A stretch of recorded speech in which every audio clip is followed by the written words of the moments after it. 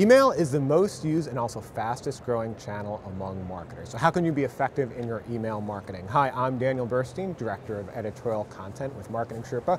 We are here at the DMA's annual event, and I'm joined now by Thorne McGee, the Editor-in-Chief of this magazine, Target Marketing. So, Thorne, at Marketing Sherpa, we did a survey with consumers, 2,057 US consumers, and we found that email was the top channel where consumers wanted to hear from companies. 72% of consumers told us this. Got even more interesting once we segmented the data. Across every age group, email was the top channel. So let me ask you, I know you've conducted your own research with marketers. How are marketers using email? Well, you know, it's funny because marketers right now, we do our own media usage survey every year. And that survey, we've done that, I've written it personally for the last 5 years. And every year I've done it, email has been the most used marketing channel among our readers. It's also been the one that has been seeing the highest level of spending growth, which is a little bit strange when you think about it, because for 5 consecutive years, how can the same channel, one, be used by 96% of our readers, and two, still be seeing even higher budgets year over year? So every year, that's the channel that most of our readers expect to increase their budget in.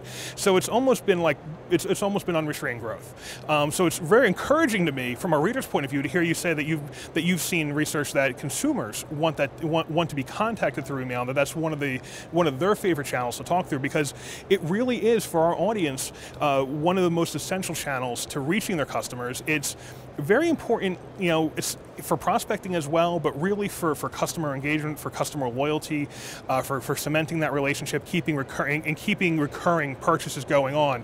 And then also for our readers who are more in the complex sales cycle, you know, whether it's business to business or it's a more expensive product, you know, email is so important to the lead nurturing. So once you capture that lead, which is usually an email address, almost the entire lead nurturing trip through the sales funnel, from when they're a marketing lead to when they're a sales qualified lead, most of that happens through email, and then obviously using email to drive people to the website, using email to get them to download products. So it's just such an important channel for marketers. It's really still, as much as we talk about the growth of social media, which, by the way, our surveys also say had a great year last year, and marketers really increasing budget on that as well.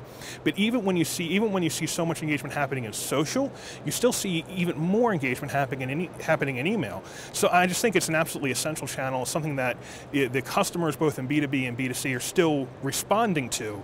Although I do think anyone listening to this might be saying that some of their email engagement rates are down, or some of their email open rates are down, because it is a very tricky channel, and we see that from marketers of all types. That, you know, getting people to keep opening your email, getting people to keep responding to your email, to keep clicking through and making purchases, it can be hard, especially if you've been using your email for a long time, to maintain those levels. So I think it's a very powerful channel, and also a channel that gets more challenging as you do it for a longer period of time.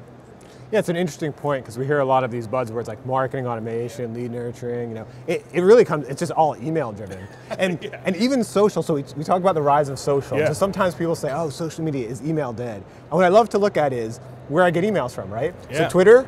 Anytime something happens on Twitter, I get emailed, right? Facebook, anytime something happens on LinkedIn. And so even these big social networks realize that I think email is the place where people are forced to stop and make a decision. Social is great, but social is kind of moving by when things are going on. Social's like a stream. It's like, you know, you kind of go down, you get a drink of content, and you enjoy that drink of content and get back on with your day.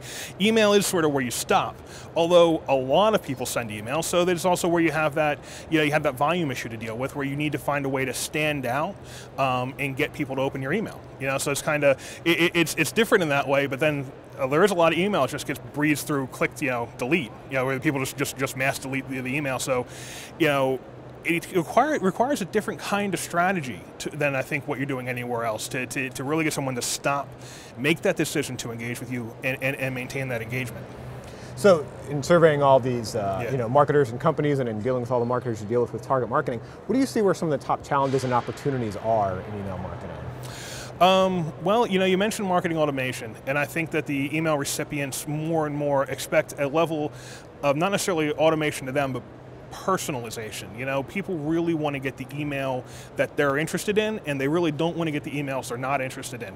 Now, you know, neither one of us has done this research necessarily, at least we haven't, as far as, you know, are recipients getting more email they don't consider useful? Are recipients marking more as spam? But I think what I hear from some of the other, like just from the environment in general and from other people talking, is that there is more email being sent to spam. So I think the challenge is really to become one of the brands that your audience members, that your email list members, does not consider spam. One of the brands that they look forward to getting their email to.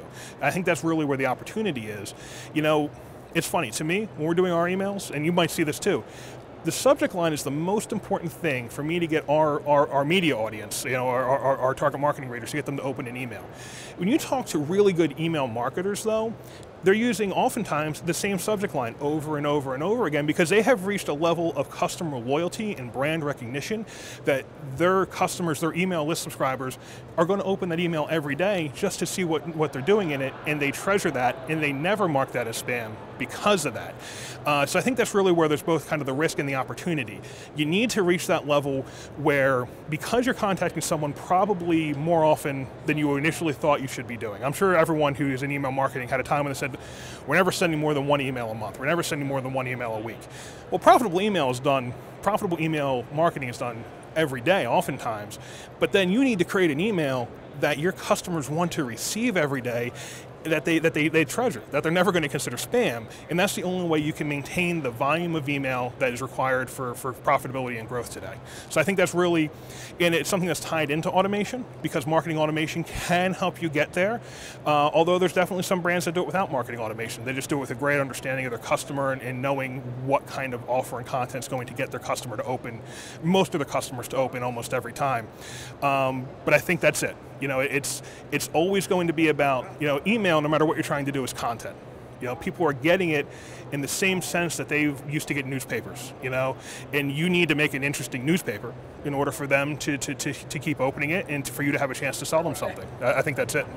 Well, thank you, Thorne. And speaking of content, that's what we're doing here at NN. We're creating content from all these interviews with brand side marketers and leaders like Thorne to help you improve your email marketing and all of your marketing practices. You can see all of those videos at marketingsherpa.com/DMA.